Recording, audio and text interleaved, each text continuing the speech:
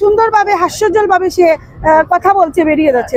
তো তাকে যদি মানে ওই যে বলা হয় না রিমান্ডে নিয়ে গিয়ে তাকে যদি টর্চার করা না হয় তাহলে তো সে কিছুই বলবে না। যাচ্ছি আজকে আমরা জানতে পারলাম না তাদেরকে কেন কিসের জন্য গুম করা হলো। এখনো আমাদের প্রিয় নেতা এম ইলিয়াস আলীর ৮০তম প্রতিদিন বারান্দায় দাঁড়িয়ে থাকেন তার সন্তান ফিরিয়ে আসার গুম কমিশন করা হয়েছে, বলা হয়েছিল যে এই সরকারের ফার্স্ট প্রায়োরিটি হচ্ছে যে গুম নিয়ে কাজ করা। ওনারা গুম কমিশনও করেছেন এবং গুম কমিশনের সাথে আমরা কিছুদিন পরই মানে কথা বলছি, ঢাকায় যাচ্ছি, ওনারা আমাদেরকে নিয়ে যাচ্ছেন, ইনভেস্টিগেশন হচ্ছে, সবই হচ্ছে। কিন্তু আমাদেরকে গুম কমিশন বলেছে যে আসলে তাদের দায়িত্ব হচ্ছে যে তারা শুধু ইনকোয়ারি করবে, তারা ইনভেস্টিগেশন আসলে না। এখন ইনভেস্টিগেশন করার দায়িত্ব হচ্ছে আইসিটি মন্ত্রণালয়ের। এখন তাদের তো আর মনে হয় ডিসেম্বরে তাদের গুম কমিশনের সময় শেষ হয়ে যাবে, তারা তাদের ফাইনাল রিপোর্ট দিয়ে দিবে। এখন শুধু আমার ভাই কেন বলবো, সারা বাংলাদেশে তো আরো অনেক শত শত ভাইরা গুম হয়ে আছে। তাদের কাজ যদি শেষ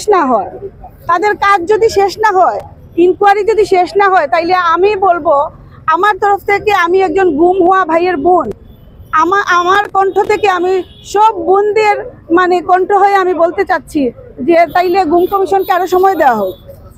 ইনকোয়ারি যেহেতু করবে তাইলে ভালো ইনকোয়ারিটা হোক, সত্য ইনকোয়ারিটা হোক। আর যেহেতু তারা ইনকোয়ারি করবে, ইনভেস্টিগেশনও করবে, কিন্তু ওই যে বলে না যে আইসিটিটার আন্ডারে হচ্ছে যে ইনভেস্টিগেশন। এখন আমি চাচ্ছি যে ওই গুম কমিশন এবং আইসিটি মিলিয়ে যৌথভাবে যদি তারা কিছু করে তাইলে আমার মনে হয় ভালো হয়। আর আমাদেরকে বলা হয় যে আমরা ইয়ে করব, আইসিটি থেকে আমরা মামলা করব। আমরা কিসের উপরে ভিত্তি করে আমরা মামলা করব?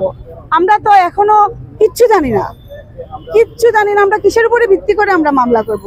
বোঝানো আমরা কোন ওয়েতে গেলে আমাদের ভাইদেরকে ফেরত পাবো।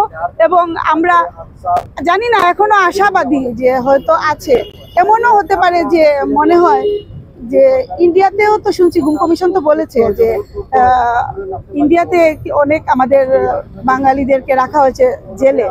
তো সেই একটা লাস্ট আশা আমার এখনো আছে যে হয়তো এরকমও তো হতে পারে যে তাদেরকে নাম হয়তো যে ইফতেখার আহমদ দিনার, এটা নাম না দিয়ে যদি তারা হিন্দু কোনো নাম দিয়ে, অন্য কোনো নাম দিয়ে যদি এখানে জেলে রেখে দেয়, তাইলে আমরা কি জানবো কখনো বুঝতে পারবো? আমার জানি না, এই জিনিসটা আমার সবসময় মাথায় কাজ করে।